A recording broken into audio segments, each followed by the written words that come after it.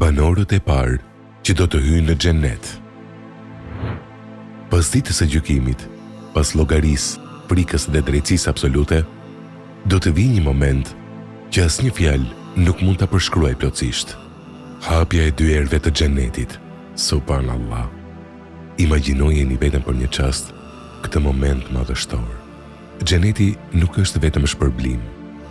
Ai është kulmi i mëshirës së Allahut, premtimi për ata që besuan, duruan dhe ju bindën të vërtetës. Kush do ta hapi pari xhenetin? Sipas haditheve autentike, Muhamedi alayhis salam do të jetë i pari që do të trokas në derën e xhenetit. Dera nuk do të hapet për askënd para tij. Roja i xhenetit do të pyes: kush je? Dhe përgjigjet do të jetë: Muhamedi. Atëherë do të thuhet: jam urdhëruar që të mos ja hap derën askujt para teje. Ky është nderi më i madh që Allahu i dha profetit të tij dhe umetit të tij, të parët nga njerëzit që do të hyjnë në xhenet. Profeti alayhis salam ka treguar se të varfrit besimtar do të hyjnë në xhenet para të pasurve, me një epërsi kohore të madhe, sepse ata kishin më pak llogari për dynjan. Po ashtu, një grup i veçantë njerëzish do të hyjnë në xhenet pa dhënë llogari fare. Ata janë ata që kishin mbështetje dhe besim të plotë tek Allahu, nuk kërkonin shenja supersticioze dhe e ruanin besimin e pastër. Do të ketë njerëz që do të thirren nga dyert të veçanta të xhenetit, nga dera e namazit, nga dera e agjërimit, e rrejan, nga dera e sadakas, nga dera e xhihadit. Dhe disa do të kenë derin të thirren nga të gjitha dyert. Momenti i hyrjes në xhenet. Kur besimtarët të afrohen te xheneti, dyert e tij do të hapen dhe engjëjt do t'i përshëndesin me fjalët: paqja qoftë mbi ju, keni qenë të pastër, hyni në të përgjithmonë.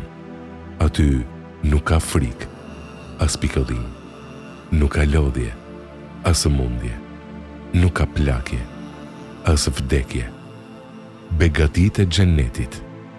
Xheneti është vendi ku çdo dëshirë përmbushet, ka lumenj ujë të pastër, qumshti, mjalti dhe pije të pastra, ka pallate prej ari dhe argjendi, kopse të gjelbëruara dhe hije të përjetshme. Banorët e xhenetit do të jenë gjithmonë të rinj, me fytyra të ndritshme dhe zemra të pastra nga çdo urrëtie. Ushqimi i xhenetit. Ushqimi i xhenetit nuk është si ushqimi i kësaj bote.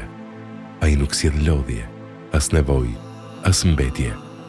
Frutat janë të gatshme për t'u marrë dhe shija e tyre nuk mbaron kurrë. Çdo herë që besimtarët ushqehen, shija është më e mirë se herën e kaluar dhe kënaqësia nuk shteron. Begatia më e madhe. Por mbi të gjitha begatit, ka një begati që i te kalon të gjitha: kënaqësia e Allahut dhe shikimi i tij.